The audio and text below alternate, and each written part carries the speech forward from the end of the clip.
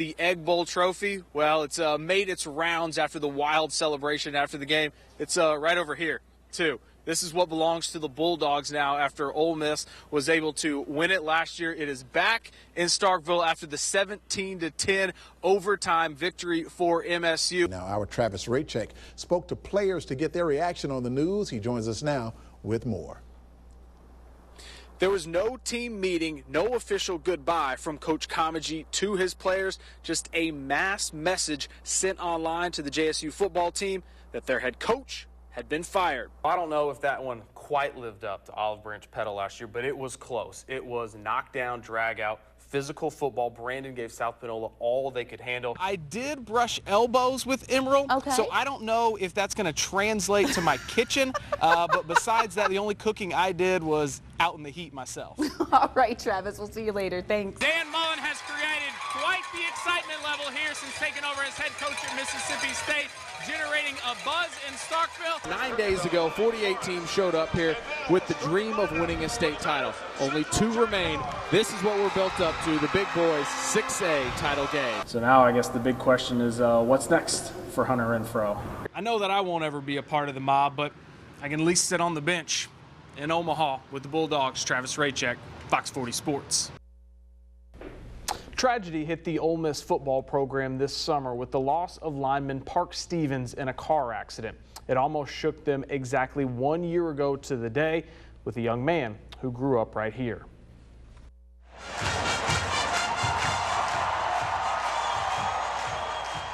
To hear that, walking down these halls and onto this field, it's a privilege granted to very few that get to wear the Rebel red and blue.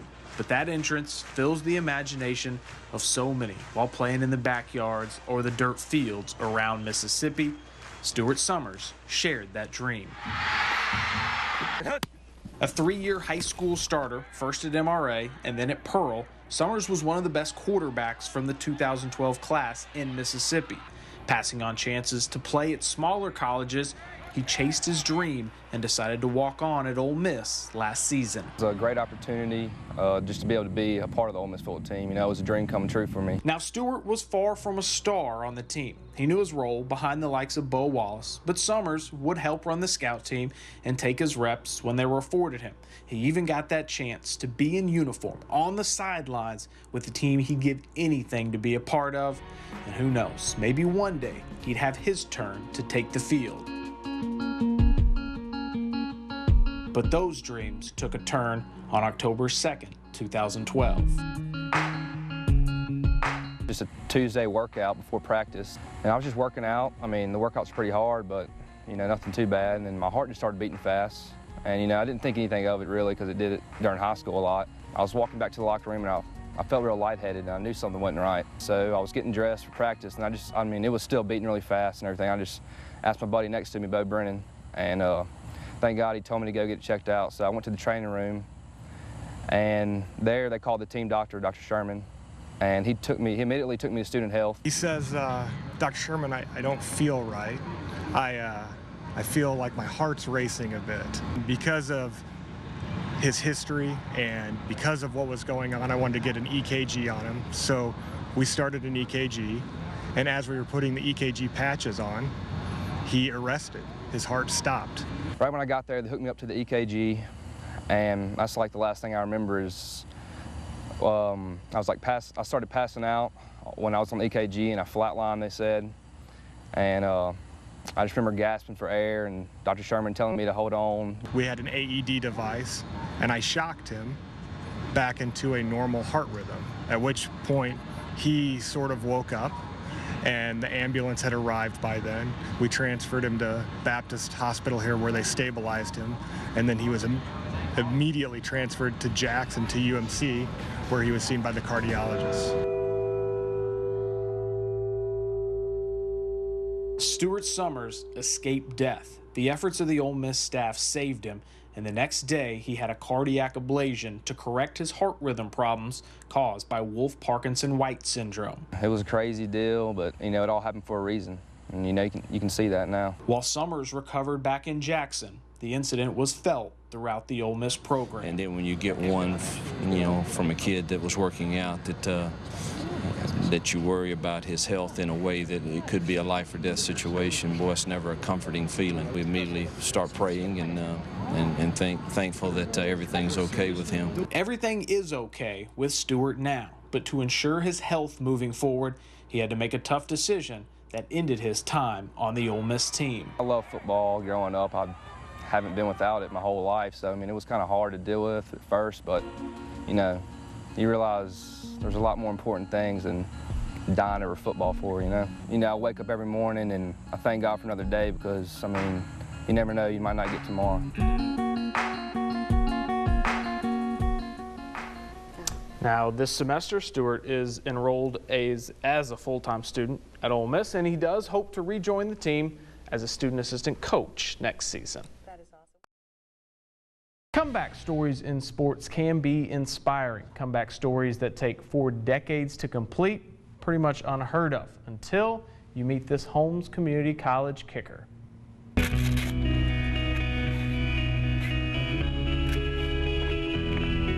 He gets ready like a normal football player.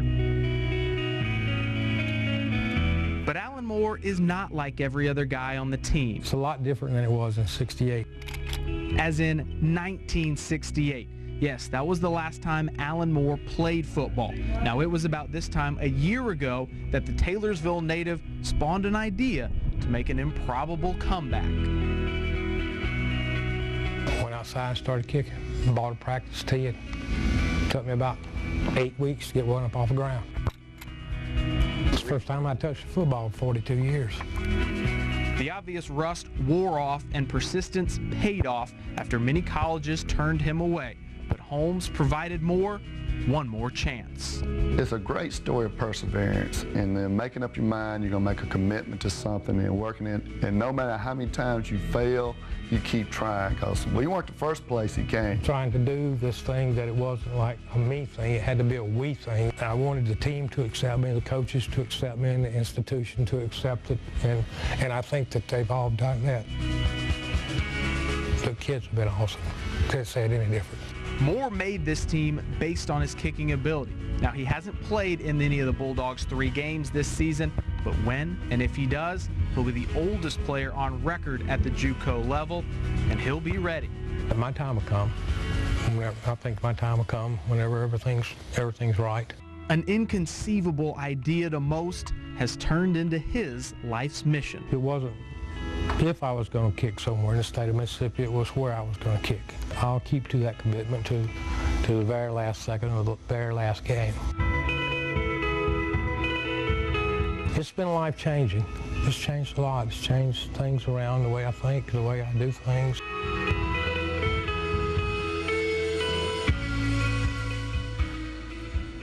And now Moore's next chance at making some history getting in a game will be Thursday. Holmes will host Northeast Mississippi Community College.